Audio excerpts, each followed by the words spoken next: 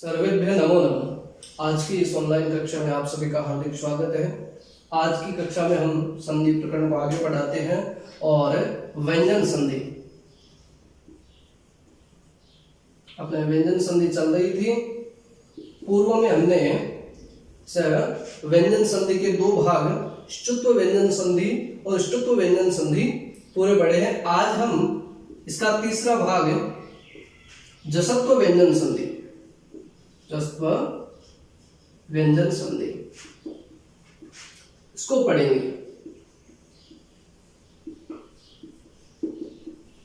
जसत्व व्यंजन संधि, जैसे ष्टुत्व का मतलब ष्टुत्व होना था, ष्टु होना था, यानी सकार और च वर्ग होना था। ऐसे ही जसत्व का मतलब है जस होना। जस, जिस संधि के अंदर जस होता है उसको हम जसत्व व्यंजन संधि कहते हैं। जस का मतलब होता है वर्ग का तीसरा अक्षर, यानी जो पांच वर्ग है अपने, उन पांचों में से प्रत्येक का एक एक तीसरा जो अक्षर है, तो इसके अंदर होते हैं तो जय होता है, बे होता है, गे होता है, डे होता है और दे होता है। ज, ब, ग, ड, द, ये जो पांच अक्षर है, इन पांचों का बनना, यानी या तो जय बने या बे बने या गे बने या डे बने या दे बने, इनका बनना ही जसत्व व्यंजन संधि है। इसका जो नियम है वो है झलाम जशो अंते। झलाम जशो अंते, यानी झल जो वर्ण है, झल का मतलब है झल प्रत्याहार के अंतर्गत आने वाले वर्ण। इसमें कौन कौन से अक्षर आएंगे? तो वर्ग का पहला, दूसरा, तीसरा, चौथा और है भी इसमें साथ में आएगा। श, श, श, श। ये जो अक्षर है, यानी वर्ग का पहला का मतलब है सभी वर्गों के, यानी हमारे जो वर्गों में 25 अक्षर होते हैं, क से मैं तक जो 25 अक्षर होते हैं, उनमें से केवल पांचवा अक्षर छोड़ना है। बाकी 4 यानी 20 जो अक्षर है, ये 20, वो 20 अक्षर या है या से, इनमें से कोई हो, इनमें से कोई भी हो, ठीक है। उसके बाद में स्वर या व्यंजन कुछ भी हो, स्वर अथवा व्यंजन कुछ भी हो, तो ये जो है इनके स्थान पर वर्ग का तीसरा अक्षर आदेश हो जाता है, इनका तीसरा बन जाता है तृतीय वर्ग। अब न तो इनके से इनके उदाहरण मिलते हैं और न ही ये दूसरे अक्षर का उदाहरण मिलता है, और तीसरा पहले से ही बना हुआ है, तो तीसरा वैसे नहीं लेना है। हमारे मुख्य रूप से पहला और चौथा, ये दो अक्षर है। अब इसको हम संक्षेप में करके लिखते हैं कि भाई क्या, तो हमारा नियम ये बनेगा कि वर्ग का पहला अथवा चौथा ये अक्षर हो, तो पहला अपन कौन सा हो गया? क, और इसका क वाला लाइन का चौथा हो गया घ। ऐसे ही च, झ, त, ढ और त, ध और प, भ। इन अक्षरों के बाद में कोई स्वर या व्यंजन, इन अक्षरों के बाद में हमने इसको सरल करके लिखा है। जो पूर्ण नियम है वो तो ये है झलाम जशो अंते, यानी पहला चौथा जो है क, च, ट, त, प या घ, झ, ढ, ध, भ, इनमें से कोई अक्षर हो और उसके बाद में स्वर अथवा व्यंजन हो, तो तीसरा अक्षर बन जाता है। तीसरा क और घ का तीसरा क्या होता है? ग होता है, यानी इसी क वाली लाइन का तीसरा, या क वाली लाइन में घ होता है तो इसका तीसरा ग। इसका क्या बनेगा? ज, इसका ड, इसका क्या बनेगा दे और इसका बे। अस्तु, तो के वाली लाइन का तो गे बन जाएगा, चे वाली लाइन में जे बनेगा, टे वाली में डे बनेगा, ते वाली में दे बनेगा और पे वाली में बे बनेगा। आगे स्वर या व्यंजन कोई भी हो, लेकिन ये जो है ये पदांत होने चाहिए। पदांत, पदांत का मतलब है कि या तो जो बना हुआ है वो कोई शब्द रूप है, सुबंत शब्द जो हम राम इत्यादि शब्द रूप पढ़ते हैं उनमें से, या तो कोई धातु बना हुआ हो। जैसे उदाहरण के रूप में ये पठ, ये मूल धातु है, लेकिन अगर हमने इसका पठती ये रूप बना दिया तो ये क्या है पद है, और इस पद के अंत में क्या है ई है। ऐसे ही जो पद के अंत में अगर ये अक्षर हो और उसके बाद में चाहे स्वर रहे चाहे व्यंजन रहे, तो इसके पहले अक्षर का पहला या तीसरा है, पहला या चौथा है, तो उसका कौन सा बन जाएगा तीसरा अक्षर बन जाएगा। और जैसे उदाहरण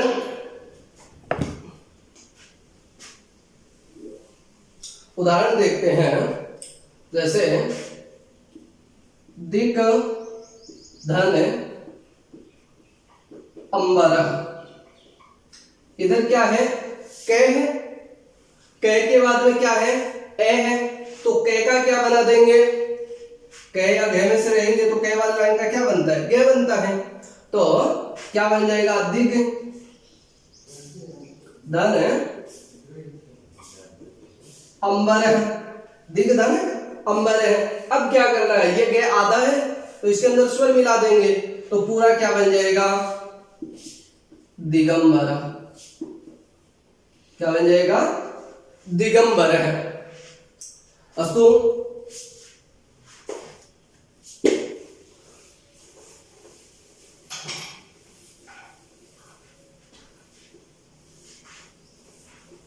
आगे उदाहरण जैसे वाक, वाक धन ईशः,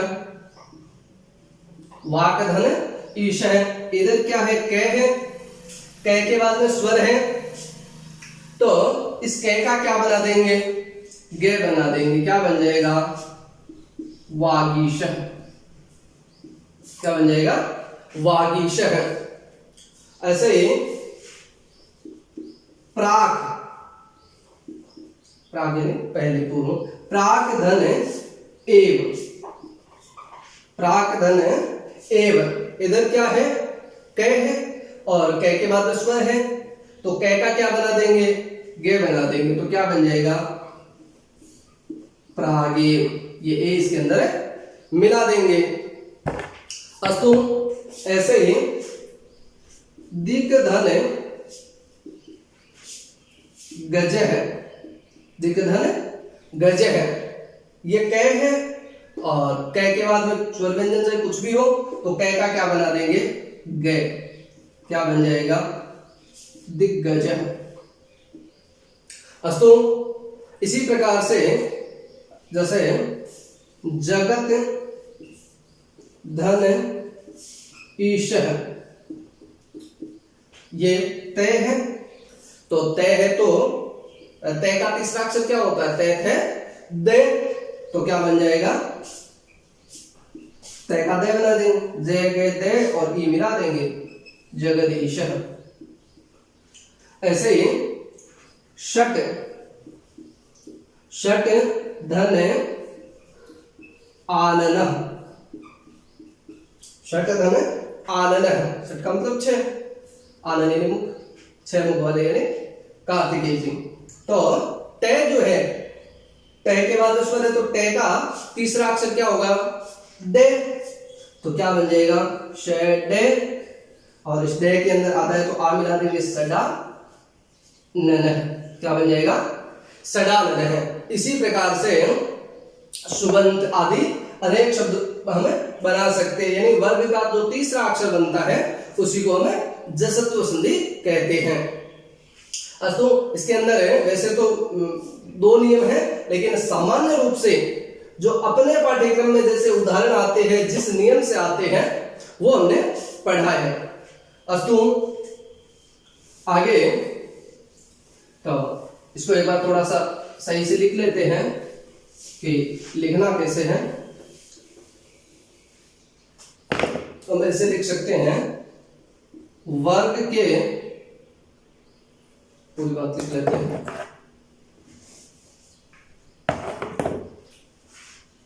पदांत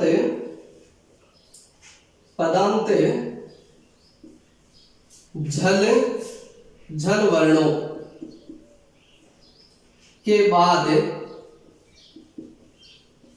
झल वर्ण का मतलब हमने झल वर्ण सारे देखे थे, लेकिन हमें कौन से मानना है, पहले और चौथे का ही ध्यान रखना है। तो पदांत झल वर्णों के बाद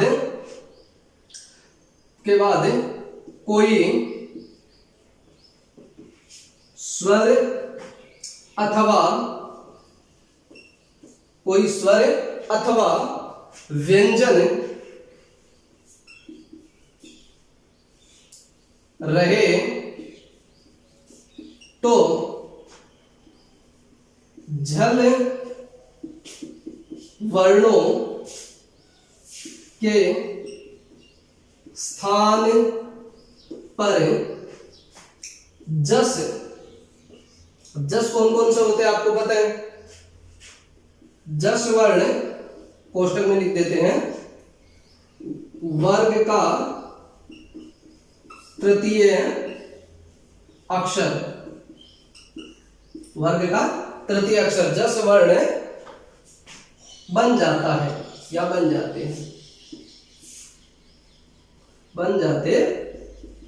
हैं।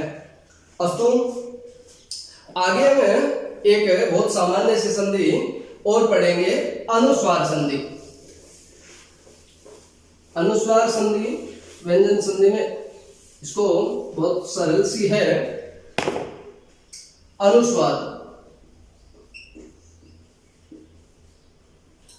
है संधि, व्यंजन अनुस्वार है। अनुस्वार एक चिन्ह होता है जो ऊपर लगता है, उसको अनुस्वार कहते हैं। ऊपर जो बिंदी लगती है उसको अनुस्वार कहते हैं। आप जानते हैं ये मैं का बनता है। हम संस्कृत में इसको क्या पढ़ते हैं, मैं पढ़ते हैं। जैसे इसका जो नियम है वो है मौनुस्वार,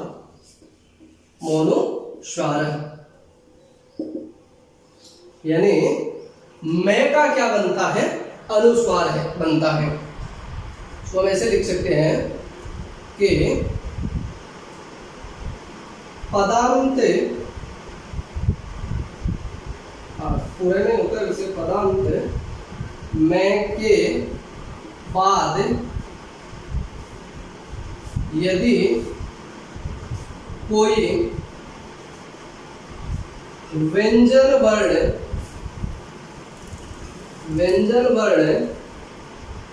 रहे तो मैं का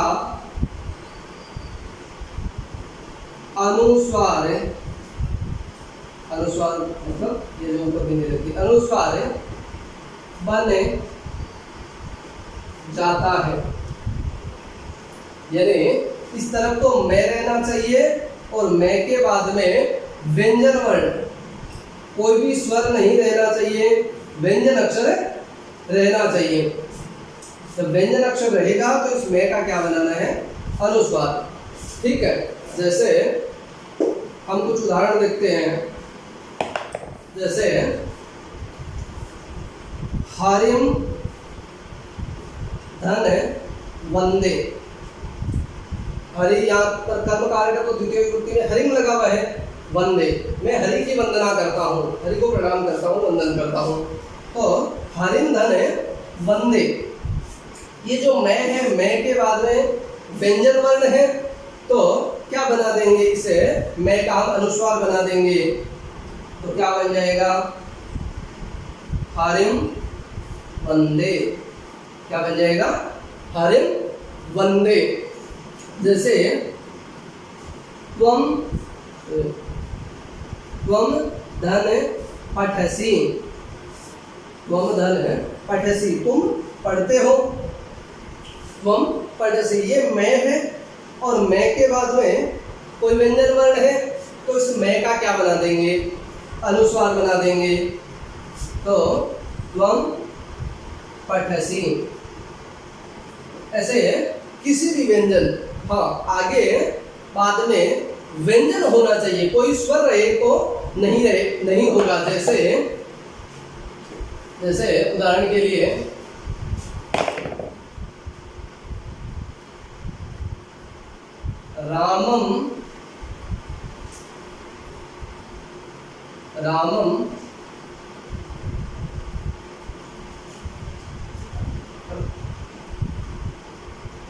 रामम अस्ति कर देते हैं, ठीक है, रामम धर अस्ति, ठीक है। तो यहाँ पर जो रामम है, या इसका दूसरा उदाहरण लेते हैं तो हम ये कह सकते हैं त्वम धन असि, त्वम प्लस असि। अब यहाँ क्या है, यहाँ स्वर है, व्यंजन नहीं है। तो व्यंजन नहीं है तो हम क्या कर सकते हैं, इस मैं का हम कभी भी अनुस्वार नहीं बना सकते। अगर अनुस्वार बनाते हैं तो वो गलत होता है, इसलिए हम या तो ऐसा ही रख सकते हैं अलग अलग, अथवा इसको हम क्या कर सकते हैं, ये मैं तो आधा है, इसके अंदर ए मिला करके क्या कर सकते हैं, त्वमसि, ठीक है, इसको मिला सकते हैं। बाकी यहाँ अनुस्वार नहीं हो सकता। अनुस्वार कहाँ होगा, तो बाद में व्यंजन रहेगा। कब, जैसे हरिम धर वंदे, क्या हो जाएगा, हरिम वंदे। त्वम प्लस पठसि, त्वम पठसि, यानी व्यंजन है। इसी प्रकार से कोई भी हलंत में के बाद में व्यंजन रहेगा तो अनुस्वार हो जाएगा। तो हमने आज दो संधियां पढ़ी है, एक तो जस्व और एक है अनुस्वार। जस्व यानी जस होना, इसमें क्या होगा, वर्ग का तृतीय अक्षर, वर्ग का तृतीय वर्ण। और अनुस्वार क्या होता है, जो अनुस्वार बनता है उसको हमें अनुस्वार कहते हैं। आपको ये दोनों संधि अच्छी प्रकार से समझ में आई होगी, अच्छे से इनका अभ्यास करना है। हरिओम।